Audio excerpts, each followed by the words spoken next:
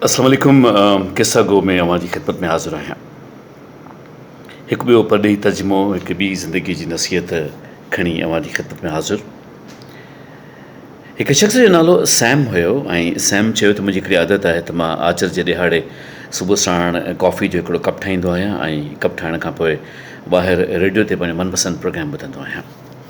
मुंहिंजी वाइफ कॾहिं कॾहिं मूंखे चवंदी आहे त पाण जल्दी उथूं ऐं तूं मूंखे जल्दी उथार त पाण कॉफ़ी गॾु पियूं ऐं ॿाहिरि किथे नाश्तो करणु हलूं, पर मां सदाईं हुनखे इनकार कंदो आहियां ऐं चवंदो आहियां त तूं सुबुह जो देरि ताईं आरामु कंदी कर, मुंहिंजो आचर ख़राबु न कंदी कर। आचर ॾिहाड़े मां इहो ई हिकिड़ो शुगुल करणु चाहियां थो त मां कॉफ़ी पियां ऐं पंहिंजो मनपसंदि प्रोग्राम ॿुधां। मूं पंहिंजे लाइ गरम कप कॉफ़ी जो तयारु कयो ऐं उनखे खणी मां पंहिंजे मनपसंदि बाग़ में जुॻिटे में वण जे हेठां वेठुसि ऐं रेडियो ऑन करे छॾियो। हाणे जॾहिं मूं रेडियो ऑन कयो त उते जेको मेज़बान हुयो उनजो नालो जेरी हुयो ऐं उन वटि हिकिड़ो महिमान मौजूदु हुयो जंहिंजो नालो आर्चर हुयो। जेरी आर्चर खां सवाल करे पियो ऐं आर्चर हुनखे पंहिंजी ज़िंदगी जा किसा ॿुधाए पियो। त आर्चर हुनखे चयो त जेरी, मां तोसां हिकिड़ी अहम ॻाल्हि करणु चाहियां थो त मूं पंहिंजी ज़िंदगीअ खे हिकिड़ी जुमिले मां सिखियो आहे त तो वटि केतिरा चिधा आहिनि, how many pebbles U have, तो वटि केतिरा कंचा आहिनि, केतिरियूं गोलियूं तो वटि आहिनि। त हिते जेरी हैरान थी वियो त हीअ कहिड़े क़िस्म जी ॻाल्हि थो करे।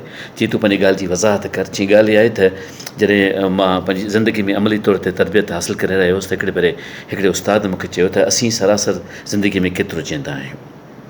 हाणे जेकॾहिं असांजे मुल्क में सरासर ज़िंदगी जीअण जी सघ 65 साल आहे त उन जो मतिलबु आहे त असांखे 3380 हफ़्ता मिलनि था 65 सालनि में। जेकॾहिं असां उन्हनि हफ़्तनि जो शऊर रखंदे ओतिरा कंचा, ओतिरियूं गोलियूं, ओतिरा चिधा, ओतिरा पेबल्स कंहिं शीशे जी बरनीअ में मुंतक़िल करे रखूं ऐं हर हफ़्ते ख़तमु थियण खां पोइ असां उन्हनि मां हिकिड़ो हिकिड़ो कढी ॿाहिरि उछलाईंदा वञूं त जेतिरो खुटंदा वेंदा ओतिरो असांखे शिदत सां अहसासु थींदो ज़िंदगी में अञा असां केतिरा हफ़्ता वधीक जी सघूं था ऐं असांखे केतिरो कमु वधीक करणु घुरिजे। चई मूंखे इहा ॻाल्हि जॾहिं मूंखे पंहिंजो उस्ताद सम्झाई त उन महिल मां 45 साल जी ॼमार जो हुउसि। मूंखे इहा ॻाल्हि सम्झ में न आई त इहो कीअं करणु घुरिजे, पर बहरहाल मूं ईअं कयो त मूं सोचियो त जेकर मां 45 सालनि जी ॼमार जो थी चुको आहियां त हाणे ईअं आहे त मां पंहिंजा 2340 हफ़्ता जेके आहिनि से ख़र्चु करे चुको आहियां ऐं ख़ाली मूं वटि 1040 हफ़्ता बाक़ी बचनि था। त मूं छा कयो जो मां वियुसि बाज़ारि ऐं उतां मूं 1040 गोलियूं वरितियूं, कंचा वरिता, पेबल्स, मार्बल जेके चइबो आहे ऐं चिधा चवंदा आहियूं असां, ऐं उहो मूं हिकिड़ी बरनीअ में रखिया ऐं मूं हाणे ईअं कयो त हर हफ़्ते छंछरु जो ॾींहुं हूंदो हुयो त उन मां हिकिड़ी गोली मां कढी उछलाए छॾींदो हुउसि। हाणे मूंखे वक़्त जो अहसासु थियणु लॻो त ज़िंदगी में असां वटि केतिरो वक़्तु बाक़ी बचे थो ऐं असांखे केॾी तेज़ीअ सां पंहिंजे कमनि जे लाइ कोशिशि करणी आहे ऐं ॿियनि जी मदद में केतिरो वाफ़र अॻियां अचिणो आहे।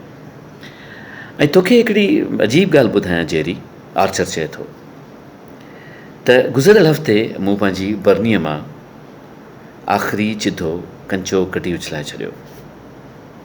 हाणे उहा बरनी ख़ाली आहे। माना मां सरासर 65 सालनि जी हयातीअ खां हिकिड़ो हफ़्तो मथे अची चुको आहियां। हाणे मां जेको बि जियां पियो मां बोनस में जियां पियो थो। त इहो हिकिड़ो वॾो कैलकुलेशन आहे जेको मूं ज़िंदगी जे बारे में कयो आहे ऐं मां चाहियां थो त मुंहिंजा ॿुधंदड़ बि सोचीनि त हुननि वटि बाक़ी बोतल में केतिरा चिधा बचा आहिनि। सैम जॾहिं इहा सॼी ॻाल्हि ॿुधी त चई मां वाइड़ो थी वियुसि। मूं सोचियो हीउ छा पियो थो चवे। मां उथियुसि, बसि मूं उते जिते रेडियो बंदि कयो, कॉफ़ी जो मग अधु पीतो हुउमि, अधु खणी मां भॻुसि ऐं मूं पंहिंजी घरवारी खे उथारियो। मूं चयो ख़ुशबख़्त उथ, बसि हाणे पाण खे हलिणो आहे। चई केॾांहुं हलिणो आहे? मूं चयो त मूंखे तोसां गॾु कॉफ़ी पीअणी आहे, मूंखे तोसां गॾु नाश्तो करिणो आहे ऐं तंहिंखां सवाइ मूंखे हाणे बाज़ारि मां कुझु गोलियूं बि वठणियूं आहिनि जेके मूंखे हिकिड़ी बोतल में भरे रखणियूं आहिनि ऐं पंहिंजी ज़िंदगी जो खातो करिणो आहे।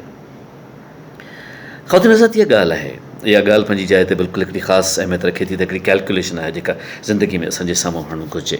पर असां सभिनी सोचियो आहे त हयाती में घणा ॾींहं असांखे अंदाज़नि बाक़ी बचनि था। मायूसी तरफ़ न वञिजो, इहो सोचणो ई कोन्हे को त अलाए बाक़ी हाणे छा आहे कीअं, ईअं न आहे। ॻाल्हि इहा त जॾहिं माण्हू खे पंहिंजी कथ हुजे थी न, जॾहिं हिकिड़ो टाइम टेबल हुजे थो त ज़िंदगी गुज़ारणु आसान थी वञे थी। मोहबतुनि जे मौक़नि जो लुत्फ़ु वधीक अचे थो। इंसानु महसूसु करे थो त ज़िंदगीअ में जेके बि साथूं हाणे असां वटि महिमान आहिनि उन्हनि में हयाती जो क़दुरु करणु, ॿियनि जी ख़िदमत करणु, ॿियनि सां गॾु हलणु, ॿियनि जे अहसास खे साण रखणु, उहो केतिरो अहम आहे। उनजी अहमियत वक़्तनि फ़वक़्तनि वधंदी रहे थी। ऐं किथे हिकिड़ो जुमिलो पढ़ियो हो मूं त जेकॾहिं अव्हां वक़्त जो अहसासु कयो था त वक़्तु बि अव्हां जो अहसासु करे थो।